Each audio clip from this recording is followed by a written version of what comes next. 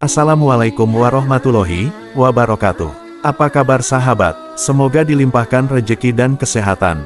Kisah kali ini menceritakan kisah Nabi Isa dan 3 potong roti yang penuh pelajaran. Kisah Nabi Isa dan 3 potong roti yang penuh pelajaran. Nabi Isa merupakan satu dari nabi dan rasul yang wajib diimani oleh muslim.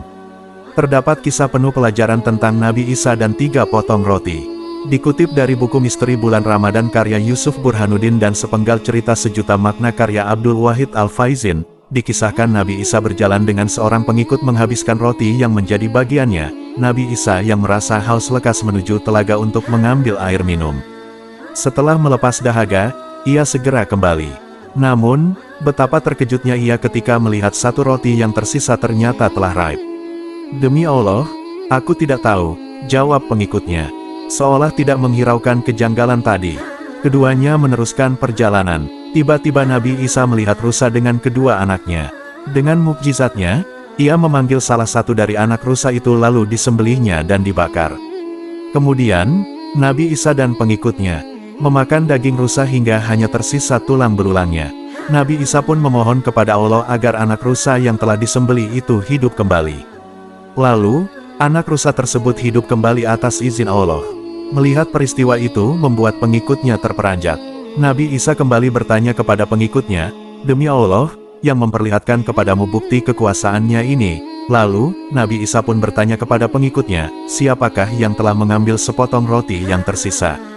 "Sepotong roti yang disimpan itu." Pengikutnya pun kembali menjawab, "Aku tidak tahu." Mendengar jawaban yang sama, keduanya meneruskan perjalanan hingga sampai pada sebuah lembah yang terdapat sungai yang begitu dalam. Nabi Isa pun kembali menunjukkan mukjizatnya, lalu memegang tangan pengikutnya dengan erat. Kemudian, ia pun membawanya berjalan di atas air melewati sungai yang begitu dalam itu. Sesampainya di seberang sungai, Nabi Isa kembali menanyakan pertanyaan yang sama pada pengikutnya, "Demi Zat yang telah memperlihatkan kepadamu mukjizat ini, aku bertanya kepadamu, siapa yang telah mengambil sisa roti kita?" Pengikut itu pun masih tidak gentar dan tetap menjawab dengan jawaban yang sama, "Demi Allah, aku tidak tahu siapa yang mengambilnya."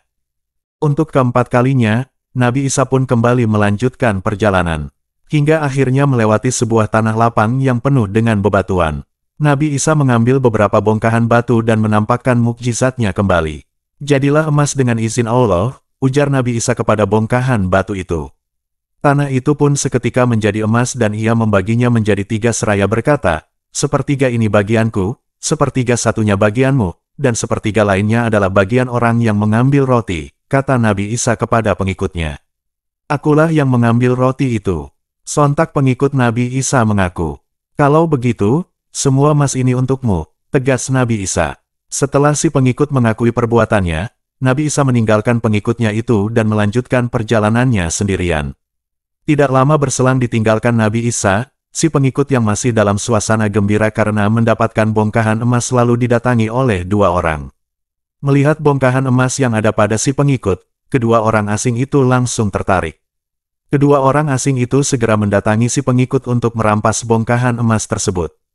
Tidak hanya itu, keduanya mengancam membunuh si pengikut ketika menolak untuk menyerahkan emas miliknya. "Bagaimana kalau emas ini kita bagi bertiga saja, tuan-tuan?" ujar sang pengikut menawarkan dalam kondisi takut dan terancam.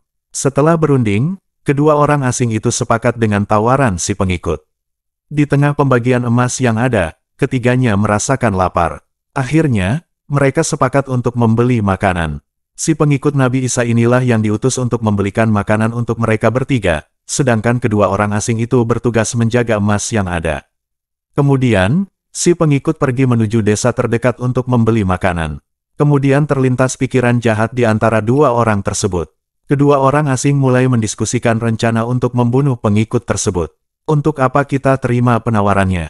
Bukankah kalau kita membunuh dia, emas ini akan menjadi milik kita berdua? Dengan demikian, masing-masing kita bisa mendapatkan bagian lebih banyak," ujar keduanya. Keduanya pun akhirnya berencana untuk membunuh si pengikut tersebut ketika ia kembali. Tidak lama kemudian, datanglah si pengikut Nabi Isa dengan membawa 3 bungkus makanan. Setelah mengetahui si pengikut datang, tanpa berpikir lama, kedua orang asing itu langsung menyergap si pengikut dan membunuhnya. Sebab, Mereka berdua masih dalam kondisi lapar, mereka mengambil makanan yang dibawa oleh si pengikut dan segera memakannya. Meski demikian, mereka berdua pun mati karena makanan tersebut telah diberi racun oleh sang pengikut itu. Beberapa waktu berselang, Nabi Isa beserta beberapa muridnya kembali melewati tanah lapang yang dahulu dia singgahi. Secara mengejutkan, mereka menjumpai beberapa bongkahan emas yang di sampingnya tergeletak 3 mayat. Nabi Isa mengenali salah satu mayat itu yang tidak lain adalah pengikutnya yang dahulu mengambil roti. Kemudian, Nabi Isa pun menjelaskan kejadian yang ada dan asal-usul emas dan mayat itu. Beliau lalu berkata, inilah dunia dan keburukan yang diakibatkan olehnya. Oleh karena itu, berhati-hatilah terhadap dunia. Kisah tersebut menggambarkan ketamakan manusia dalam mengejar harta dunia.